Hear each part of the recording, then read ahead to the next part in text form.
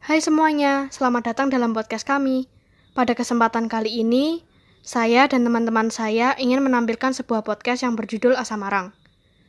Perkenalkan, nama saya Michelle dan teman-teman saya yaitu Iva dan Vito. Mengapa kita memilih asam marang? Karena katanya asam marang itu merupakan asal-usul dari kata Semarang. Selamat mendengarkan podcast kami.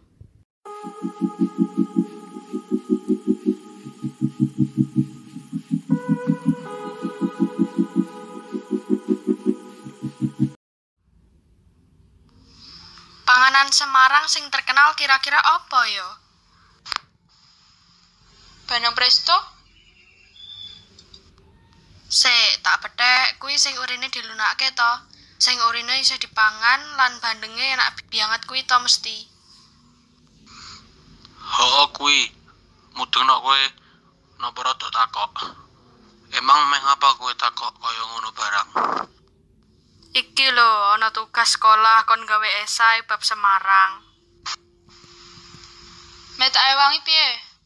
Aku mumpung kelingan ki, sithik tentang Bandeng Prestone Semarang.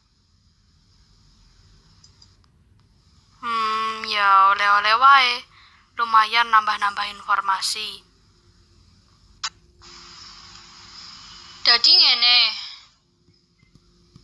Bandeng Presto Semarang ditemukake karo ibu-ibu saka Pati. Jenenge Ibu Hana Budi Mulya, tahun 1980-an. Awal mulane Ibu Hana kepikiran ngelunakake uri bandeng mengandalake panci merek Presto. Dinggo menuhi perekonomiane sing pas-pasan. Jebulane tetep eksis nganti saiki bandeng Prestone kuwi. Makane jenenge Bandeng Presto Semarang. Bandeng sing dilunakake nganggo panci merek Presto ing Pati, Kutha Semarang. Tapi nek biasa aku tuku kok ana tulisan kadaluarsane, diawetke kuwi berarti.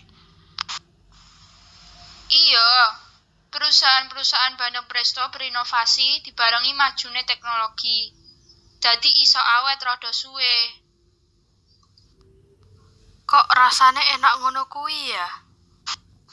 Padahal pembuatannya sederhana banget. Mung dikai bawang putih, kuntit, garam terus dibungkus. Nganggo godhong gedang dilebokke deh ning presto. Ben uap aire ora metu.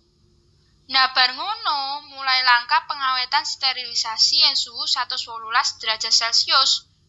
Kurang luwih 15 menitan. Yen wis disterilke di plastik sing apik lan disimpen ning freezer ben tetep enak. Oke, makasih ya.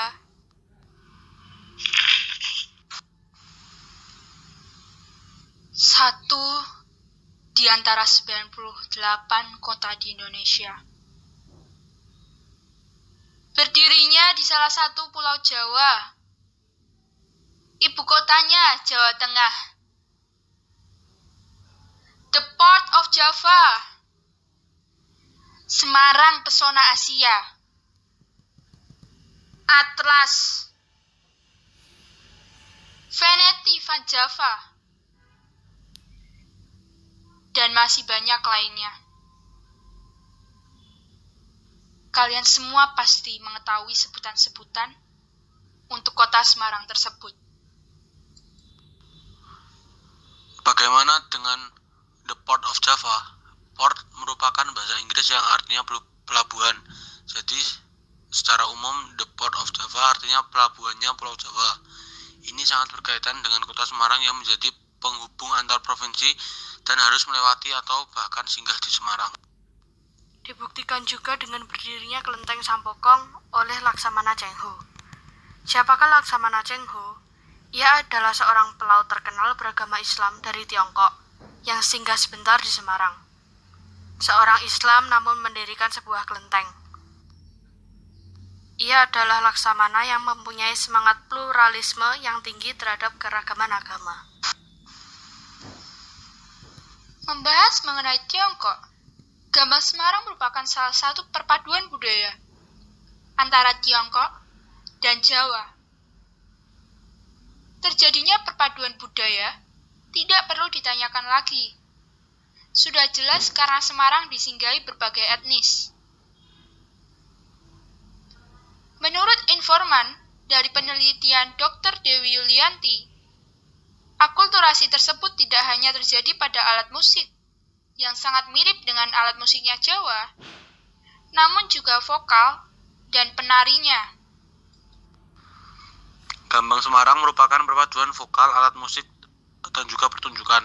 Sangat menyenangkan, namun Gambang Semarang pernah mengalami tahun sulit selama kurang lebih 20 tahun sebelum tahun 2000, di mana tidak ada generasi, dana tidak memadai, dan bahkan minat masyarakat turun. Perkembangan terjadi lagi saat Fakultas Ilmu Budaya Universitas Diponegoro melakukan riset tentang Gambang Semarang. Kemudian hal itu dibicarakan lebih serius, yang akhirnya memunculkan komunitas dengan nama Gambang Semarang Art Company, yang berkembang sampai saat ini. Ketua komunitas tersebut berkata bahwa jangan hanya melihat dari kacamata kebudayaan saja, tetapi juga dari keberagaman atau multikulturalnya. Begini katanya, hybrid culture harus ada dalam relasi etnis Tionghoa-Jawa, dan hal ini harus dipertahankan karena ini adalah sebuah simbol. Di tahun 2000-an juga, tepatnya 2015, ditemukannya arca Ganesha, merupakan peninggalan dari kerajaan Hindu, Kerajaan Mataram kuno. Arca ini ditemukan di salah seorang rumah warga, yang sekarang diletakkan di Museum Ranggawarsita, Kota Semarang. Pada zaman Mataram kuno, peninggalannya yang sampai saat ini masih berdiri tegak adalah Candi Gedong Songo yang berada di Kecamatan Bandungan. Sesuai dengan namanya, Gedong dan Songo berasal dari bahasa Jawa yang artinya bangunan dan sembilan. Jadi candi ini memiliki 9 bangunan candi. Ke-9 candi ini tersebar di sepanjang lereng Gunung Linggaran. Jarak antar candinya kurang lebih 200-300 meter. Dulu, candi ini digunakan untuk memuja dewa-dewa, sehingga di dalam candinya terdapat patung dewa. Ada juga situs berupa puing-puing yang terpendam dalam tanah, di Dusun Tempel, Semarang. Tidak hanya puing situs, tapi juga patung sapi yang masih agak berbentuk. Ketua RW setempat mengatakan demikian. Harapannya, situs-situs ini menjadi ikon kampung ini untuk nguri-nguri budaya supaya terjaga dan tidak hilang.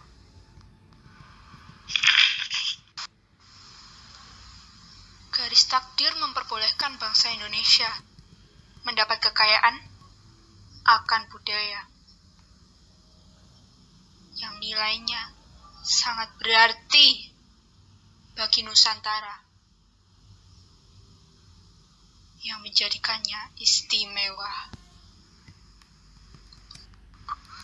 Sungguh luar biasa, pulau-pulau menjadi satu negara.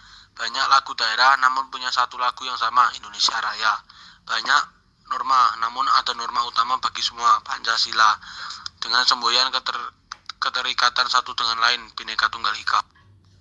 Semarang, satu bukti bahwa kita bisa bersatu. Meskipun hampir jatuh, mereka bisa kembali bangun. Membangun kembali kebudayaan mereka yang hampir pupus, dengan sedikit perubahan yang lebih maju. Semangat mempertahankan multikultural, menghargai perbedaan agama, perbedaan budaya, dan menghargai peninggalan dari zaman terdahulu. Kalian pun juga bisa bangun diri Anda menjadi seorang yang berguna, menghargai dan mendengarkan opini secara tepat. Mendiskusikan suatu hal dengan bersama-sama. Jangan pernah melihat dari fisiknya saja. Lihatlah dari pola pikir dan tingkah lakunya. Cintai budaya negeri, kembangkan potensi diri. Kami pamit undur diri. Sampai jumpa.